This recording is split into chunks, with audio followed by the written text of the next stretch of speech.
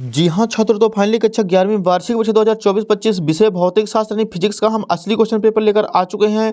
आपको बिल्कुल भी टेंशन नहीं लेना है, क्योंकि आपको असली क्वेश्चन पेपर का पूरा सॉल्यूशन इस वीडियो पर प्रोवाइड करवाया जाएगा। यदि आप इस वीडियो को पूरा शुरू से लेकर लास्ट तक वॉच कर लिए तो आपके डेफिनेटली 70 में 70 नंबर आने वाले हैं। आपका एक भी नंबर कहीं पास का कटने वाला नहीं है। सो आप देख सकते हैं पेपर का फ्रंट पेज कुछ इस टाइप का होने वाला है। तो चलिए बिना टाइम वेस्ट किए हम आपको दिखाने वाले क्वेश्चन नंबर फर्स्ट से। सो यहाँ पे हमारे सामने है प्रश्न एक, सही विकल्प का चयन कीजिए। इसका पहला क्वेश्चन है, एक व्यक्ति अपनी यात्रा की आधी दूरी v1 चाल से तथा शेष आधी दूरी v2 चाल से चलता है, तो उसकी औसत चाल होगी। तो इसका आंसर करना option number B, v equal to v1 into v2 बटे v1 प्लस v2। दूसरा प्रश्न है, यदि किसी वस्तु को ऊर्ध्वाधर ऊपर की ओर वेग से फेंका जाता है तो उड्डयन काल होगा। इसका आंसर हो जाएगा ऑप्शन नंबर बी, 2u बटे जी।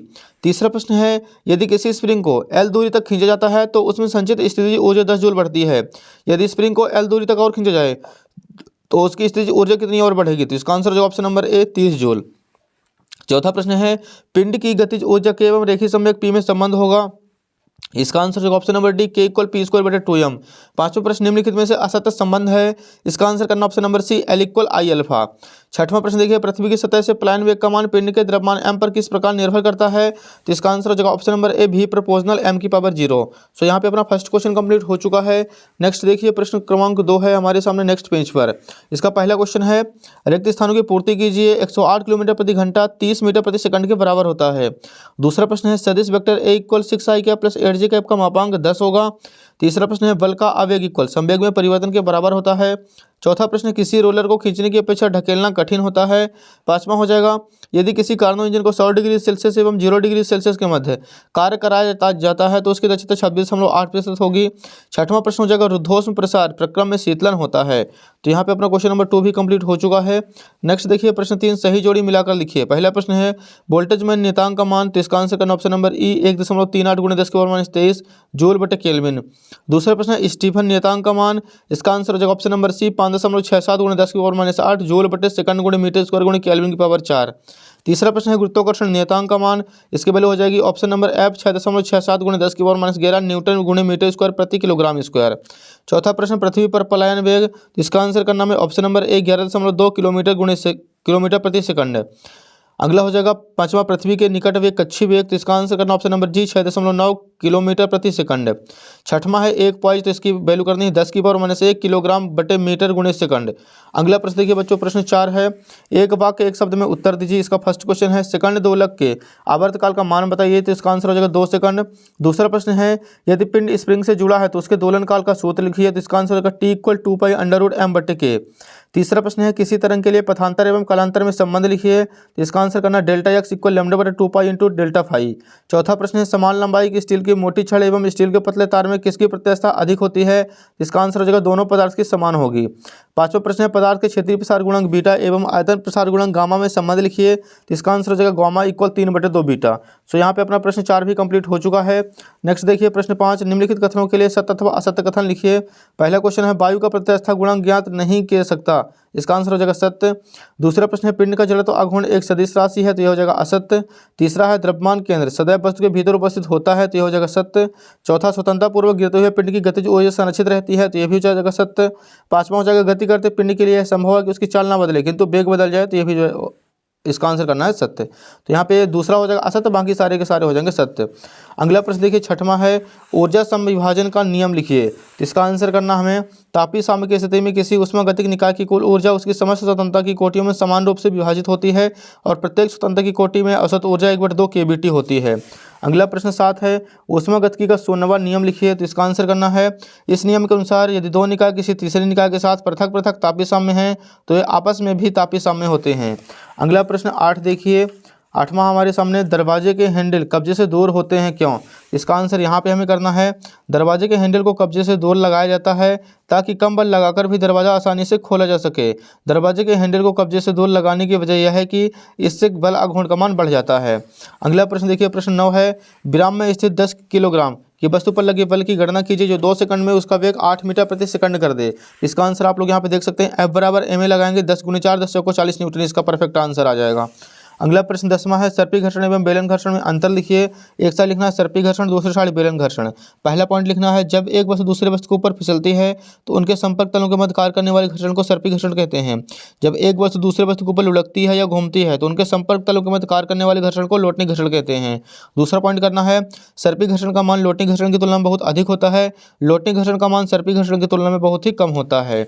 अगला प्रश्न देखिए, प्रश्न 11 है, एक वस्तु 78.4 मीटर ऊंचे शिखर से स्वतंत्रतापूर्वक गिर रही है, वस्तु द्वारा दूसरे सेकंड में चली गई दूरी ज्ञात कीजिए। तो आप लोग यहाँ पे इसका आंसर देख सकते हैं, पहले सेकंड में 4.9 मीटर आ जाएगा, दूसरे सेकंड में 19.6 मीटर, दोनों को माइनस कर देंगे तो यहाँ पे आंसर आ जाएगा 14.7 मीटर।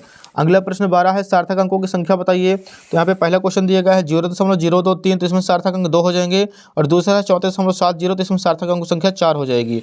अगला प्रश्न क्रमांक 13 है, सिद्ध कीजिए कि शक्ति बराबर बल गुणे वेग होता है। आप लोग इसका अथवा कीजिए। नियत बल के लिए कार्य ऊर्जा प्रमेय लिखिए एवं सिद्ध कीजिए। तो सबसे पहले यहाँ पे हेडिंग डालना में कार्य ऊर्जा प्रमेय। इस प्रमेय के अनुसार किसी वस्तु पर लगाए गए बल द्वारा किया गया कार्य उस वस्तु की गतिज ऊर्जा में परिवर्तन के बराबर होता है।